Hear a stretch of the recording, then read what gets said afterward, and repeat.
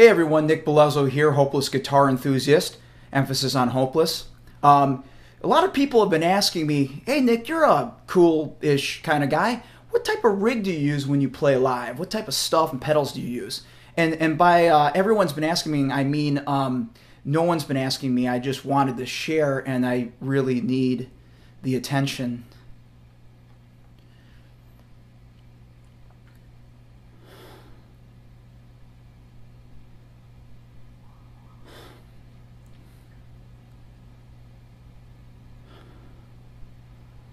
But anyways, let me show you my stuff. And also my guitar rig. Alright guys, so this is it basically. I have it here set up in the guitar apartment.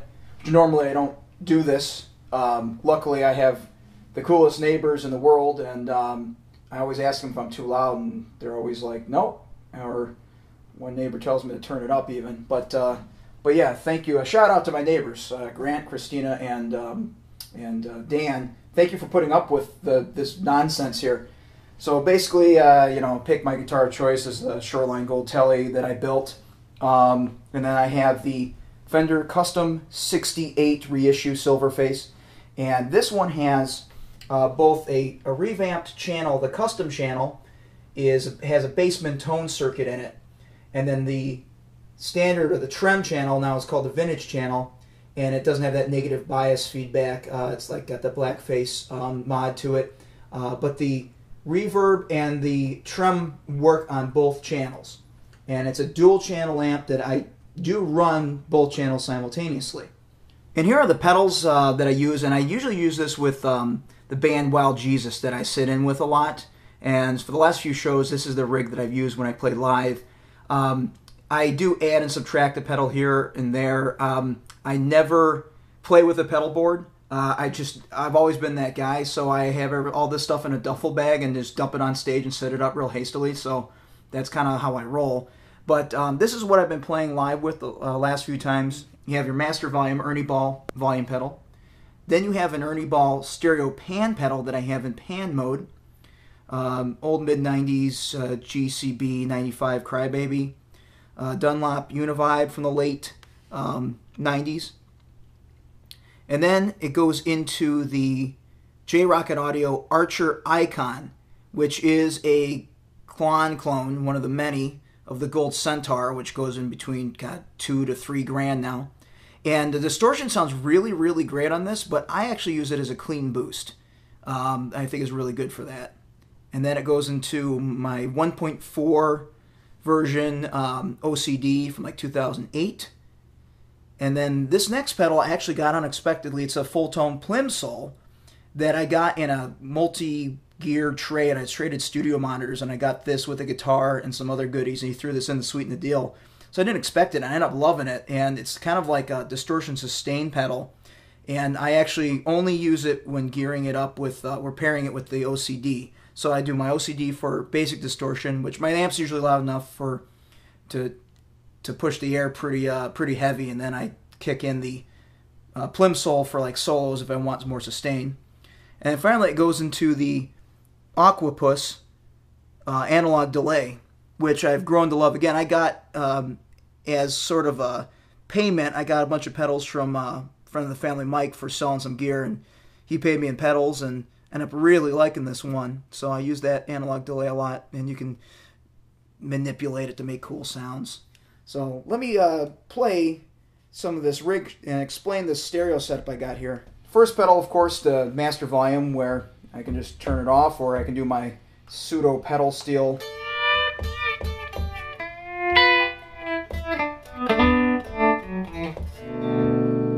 I usually just leave it up.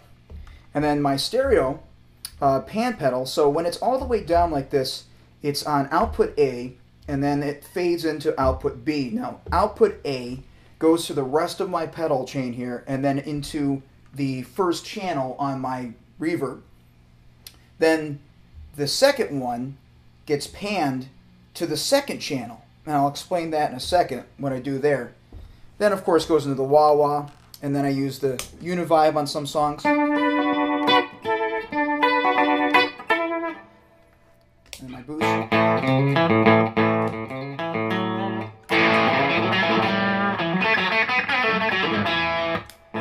OCD, and then I can kick in the distortion. And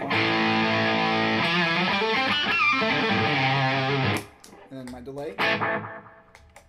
So what's cool is what I do here. I learned this technique from a session player in Nashville, and I forget his name, Fred Bokhorst, I believe it is. And I worked for a band that he played with often. He got me into thinking differently about gear, and he liked to split his channels where he put his distortion through one chain and all of his time-based effects like his reverb, delay, phaser through another chain, and then blend them. So I kind of got this idea from him where I have my normal tone here, and then I have channel B going to my amp and into a Digitech Ambient reverb, supernatural reverb, which goes into channel 2. So what I can do is let me play one of the Wild Jesus tunes. So I start out.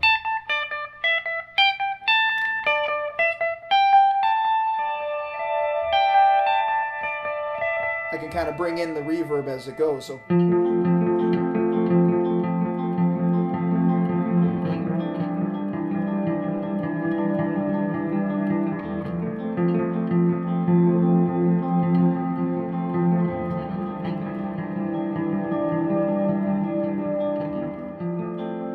What's cool is I can go immediately out. I can fade in whenever I want and then pull it back, but then I can go right into distortion.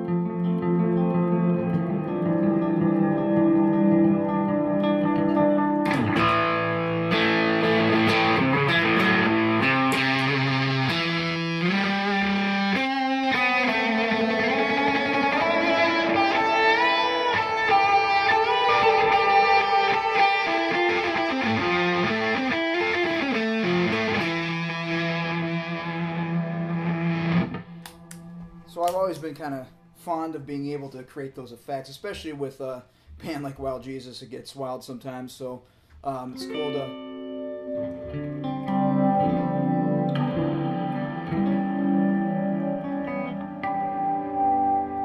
kind of give that ambient droney sort of thing going on. But I kind of like it. Let me just jam a little bit for you.